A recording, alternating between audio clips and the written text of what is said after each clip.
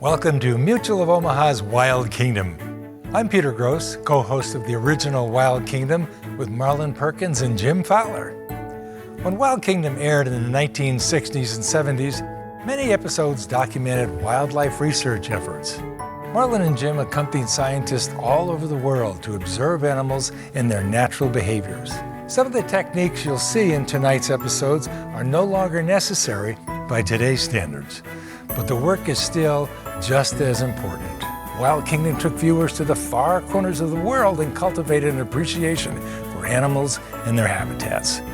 Marlon and Jim showed us the importance of preserving the natural world, not just for animals, but for our quality of life. And that's good news for all of us in the Wild Kingdom. So sit back and enjoy Mutual of Omaha's Wild Kingdom right here on RFD TV. Mutual of Omaha's Wild Kingdom is presented by Mutual of Omaha, people you can count on.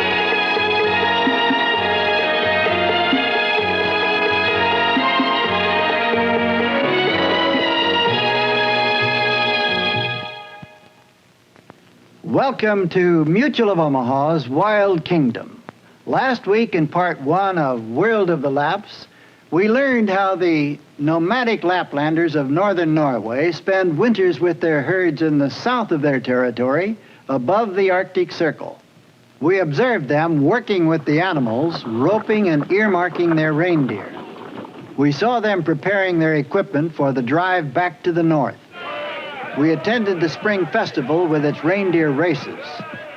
And when the festivities ended, we saw the reindeer herd belonging to 4 families start its long journey north. Today, in part 2, we'll see what happened during that arduous trek, which started here in northern Norway near Kautokeino. We stayed with them as their thousands of reindeer were driven overland across this hostile terrain to Kågen Island, here, in order to reach the summer feeding ground. The journey was a test of stamina and courage for all who were involved with this trek through the world of the Laps.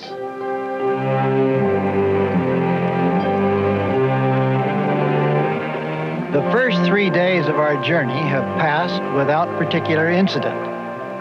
Although wintry, the weather's been ideal, and every day that has passed lessens the odds that a storm will strike and delay the herd's movement north.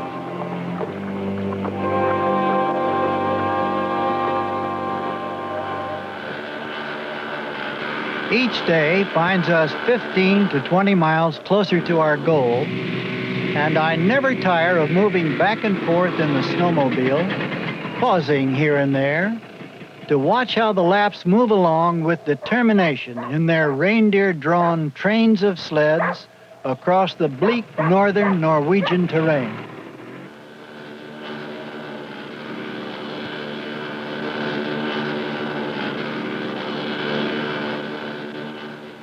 The sled trains move steadily along, with or near the herd. Laps themselves ordinarily walk at the head of a train of sleds.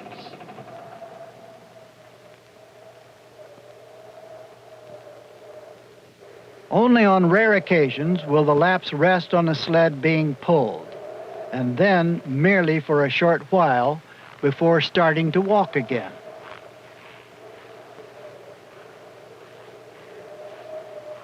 A sense of quiet urgency fills everyone.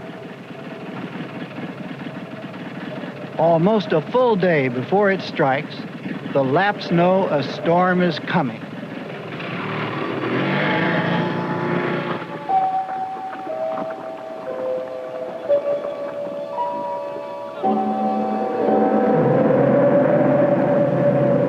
Dawn breaks with a bitterly cold wind growing steadily stronger, and by noon the temperature has plummeted nearly 30 degrees to a reading of 20 degrees below zero, and it's still falling.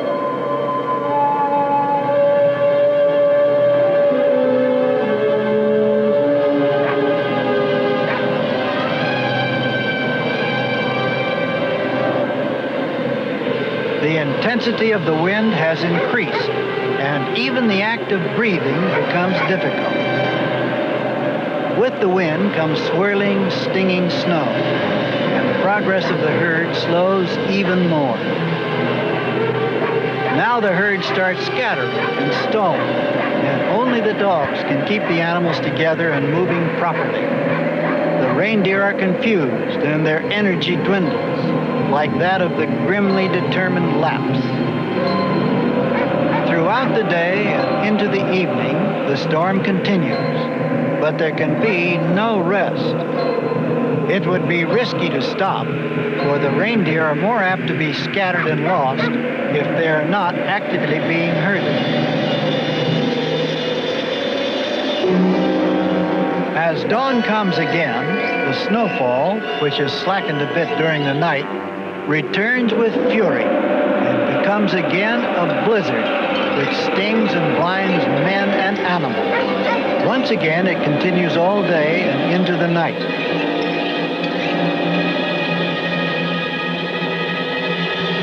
But the dawn of the sixth day shows promise of the storm ending. The wind subsides at last, and though some heavy snowflakes still fall, the storm has broken and the temperature is rising.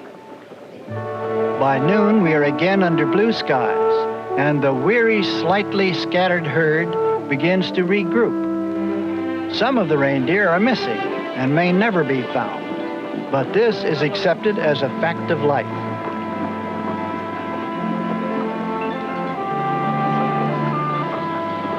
Now the Lapps move the herd toward a ridge top where the wind has not allowed the snow to accumulate, and where nutritious reindeer moss can be found among the rocks. Here the herd can feed and rest, and the reindeer regain the strength that fighting the storm has drained from them.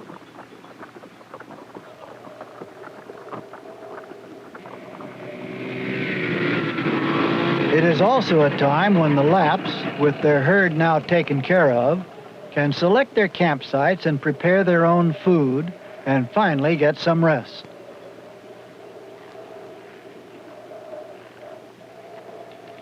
Hardly has a halt been called before the patriarch of the family, Aslak Logia, gets busy preparing a smoke-blackened pot of stimulating tea over open flames. While he does this, a little distance away in the other direction, members of the Logia family are erecting a tent called a kata for the night's camp. Each of the katas is erected in about 15 minutes. Aslak waves a signal in my direction for me to come and join him at the fire and have some hot tea.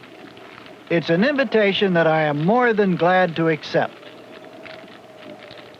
Aslak does not dwell on the loss of some of the herd in the storm. It all could have been much worse. This has been a trying time for all involved. We're thankful to be able to raise our cups in a sort of salute to the return of good weather.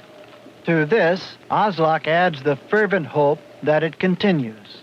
A second storm could be disastrous. The tea is excellent, and during just these few minutes, the Logia family has nearly completed setting up the first of several katas, which will be erected for our camp.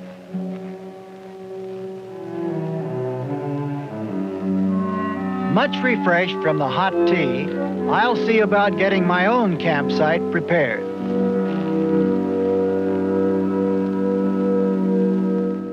All the animals and men involved in the drive needed the rest we had in camp, but soon it was time to start moving northward again. This is the morning of the 7th day since leaving the Kautokeino area, and the night's rest has worked wonders for us. Throughout camp this morning, everyone is in spirit. The sound is Aslak's brother-in-law, Johan Siri, singing the yoik.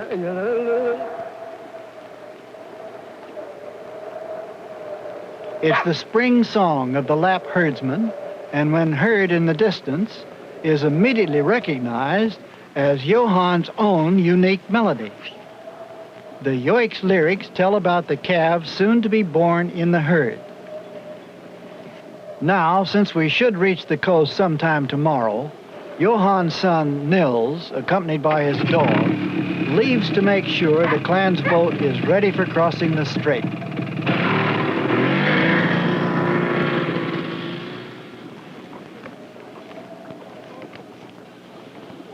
Camp is rapidly being broken now, and everyone is getting ready for our departure.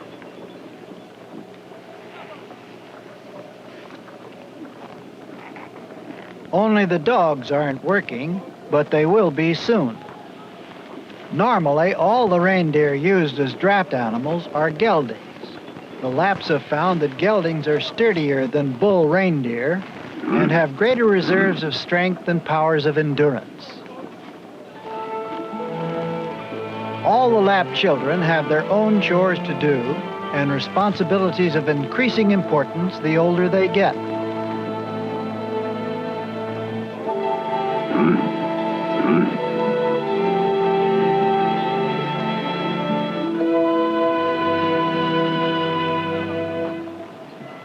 The geldings are docile enough that even youngsters can handle them perfectly. The herd has been feeding well ever since we arrived here, and they're now ready to move again. For the remainder of the journey, I'll accompany Aslak on his reindeer-drawn sled at the head of the herd. Aslak's real concern is that we'll encounter another storm. The danger now is the loss of time that a storm would cause, for the cows of this herd are very near to dropping their calves, and it is essential to swim the herd across to Kågen Island before that occurs. The calves simply couldn't make such a swim.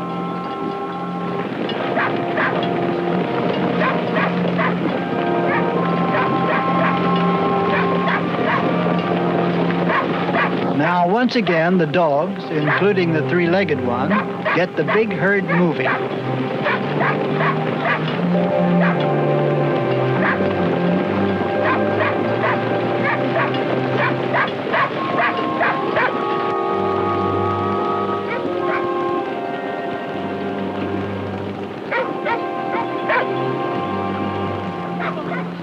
We will precede the herd the remainder of the way and head for the crossing point to Kågen Island, a place where the strait is narrowest and the danger least for these animals when they swim across.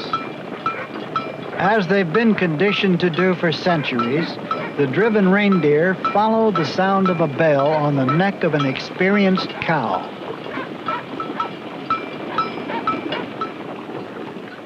Our luck in moving the herd continues, because this full day passes without further storm. When sunset finally comes, the Laplanders begin to relax a little, because now it is apparent to all that there are no signs of weather closing in on us again before we reach and cross the strait.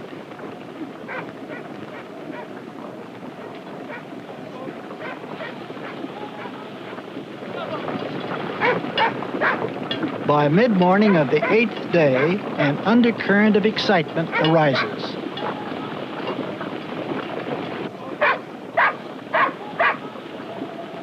Everyone is aware that our long journey is almost over.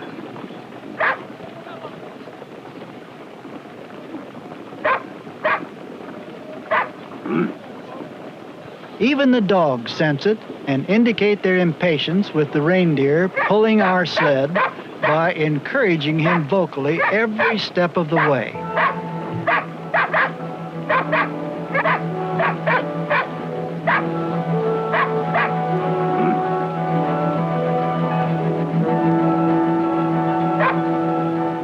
In mid-afternoon, we finally reach the fjords of the Barents Sea and are approaching the location where the reindeer will swim across to Kågen Island.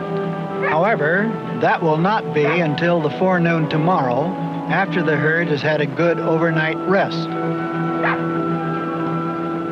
Our hope now must be that the wind stays down, because even moderately choppy water in the strait could cause the loss of more animals.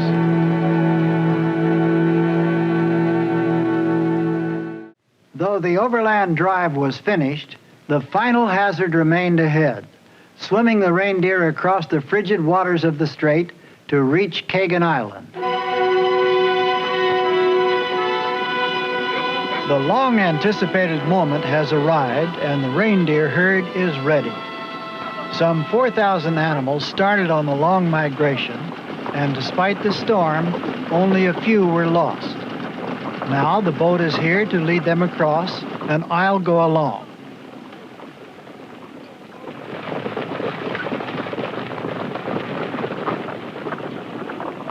Playing a key role again, a dog with flapping red cloth tied to its collar will help force the reindeer to the point where they'll be entering the water.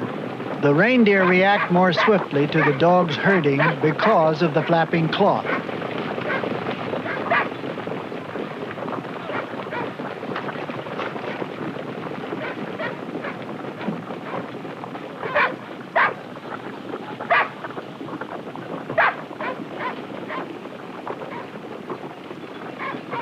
The rope stretching shoreward from the boat is attached to the lead cow, whom we have to guide into the water so the others will follow.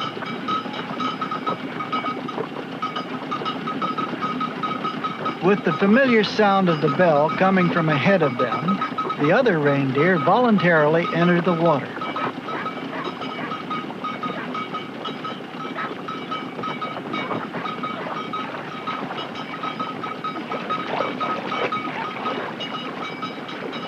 Everything is going smoothly, and even the dogs excited at the sight of so many of the reindeer moving into the water.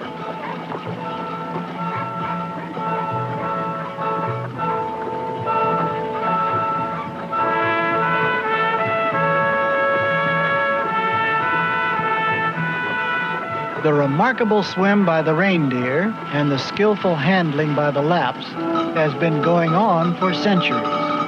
No one really knows how long. It is sad to realize it may soon come to an end, giving way to modern transportation.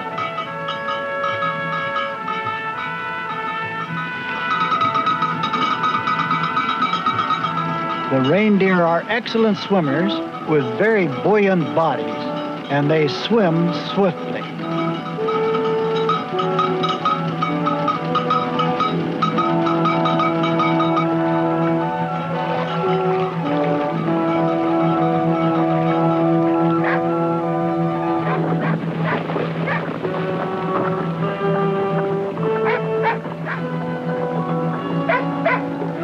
The reindeer still on shore have suddenly balked and are beginning to mill about.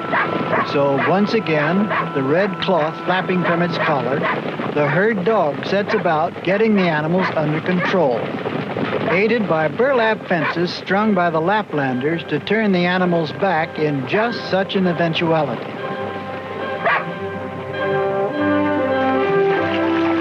The remaining reindeer now enter the water almost eagerly, anxious to stay with the herd and get away from being chased by the dogs.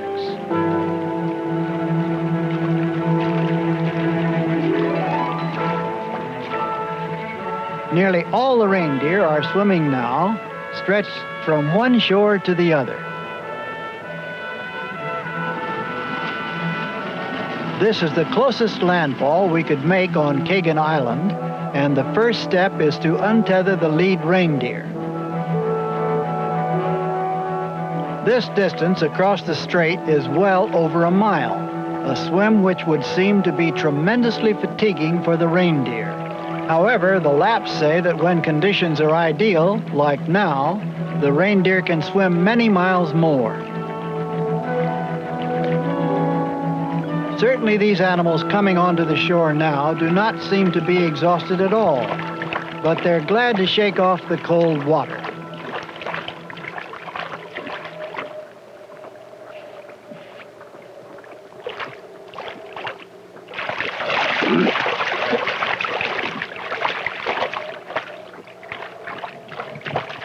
Many of these reindeer have been here before.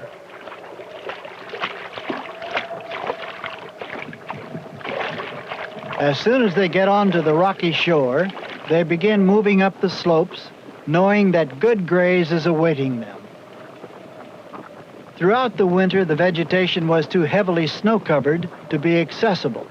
But now that spring has come and the snow is melting, an abundance of nutritious food becomes exposed and available to the reindeer.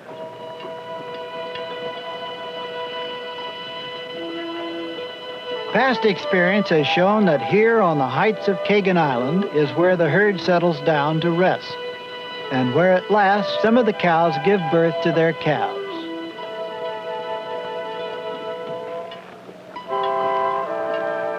The snow doesn't bother newborn reindeer calves at all, although this one is having difficulty getting its balance with its mother licking it clean so vigorously.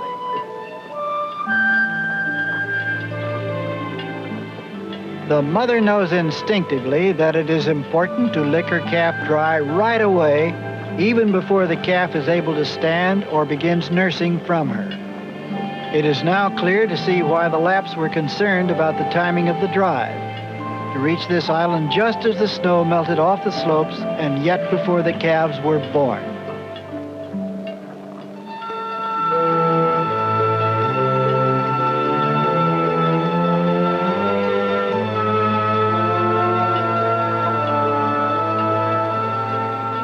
The calf is nursing well now, and the birth of this one is only the first of many such births to occur throughout the herd.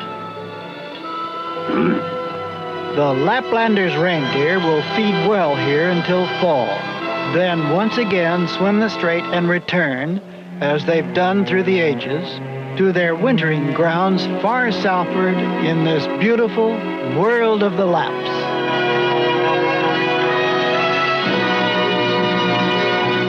There's an element of sorrow in seeing a tradition of many centuries ending.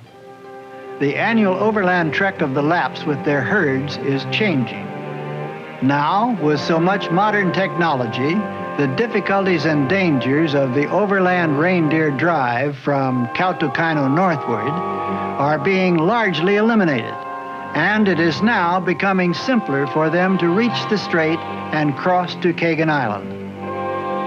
Perhaps drives like the one we participated in may be undertaken a few more times in the future, but almost surely with less primitive equipment and less hazard. It is fortunate we could witness what might well have been the last primitive reindeer drive in the Wild Kingdom. Mutual of Omaha, people you can count on, has presented Mutual of Omaha's Wild Kingdom.